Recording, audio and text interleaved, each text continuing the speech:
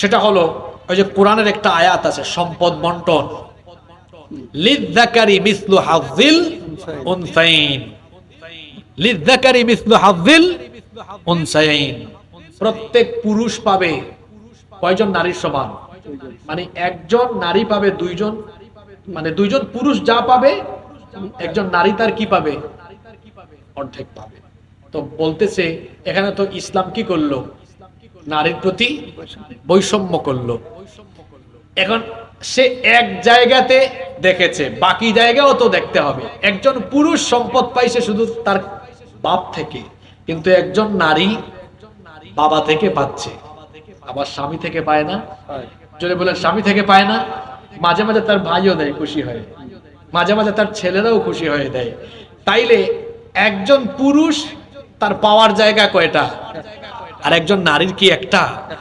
যদি বলেন একটা না একাধিক, তাহলে হিসাব করে দেখা যায় নারী বেশি পায় না পুরুষ বেশি পায়? যদি বলেন কে বেশি পায়? তাহলে ইসলাম কি নারীর প্রতি জুলুম করলো না ইনসাফ করলো? তারা বলে যে না, ইসলাম তো নারী পুরুষকে সমান অধিকার দেয় নাই। শোনেন, এই কথাটা আপনারা বেশি বেশি ছড়িয়ে দিবেন। সমতাই ন্যায্যতা নয়। কথাটা কি বললাম?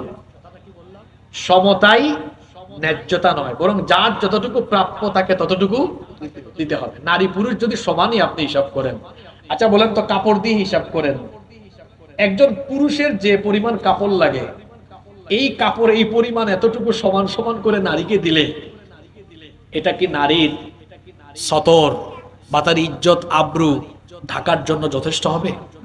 জোরে বলেন যথেষ্ট হবে? মনে করেন আপনার দুই সন্তান, একটা ছেলে একটা মেয়ে, এখন দুইজনই কাপড় বানাবে। ছেলে বানাবে পাঞ্জাবি পায়জামা, কয় গজ লাগবে? 6 গজ লাগবে কেন? 5 গজের ভিতরে হয়ে যাবে।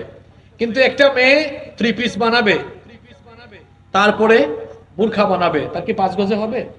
তা আপনি যদি বলেন না নারী পুরুষ সমান অধিকার, এরও 5 গজ এরও 5 গজ হবে, তাহলে সমতাই ন্যায্যতা নয়, বরং যার যতটুকু প্রাপ্য তাকে ততটুকু দিতে হবে। ইসলাম তাই করেছে। ইসলাম নারীকে তার প্রাপ্য হক দিয়েছে। এজন্য দেখা গিয়েছে অনেক ক্ষেত্রে নারী পুরুষের থেকে বেশি পেয়ে গিয়েছে। সুবহানাল্লাহ।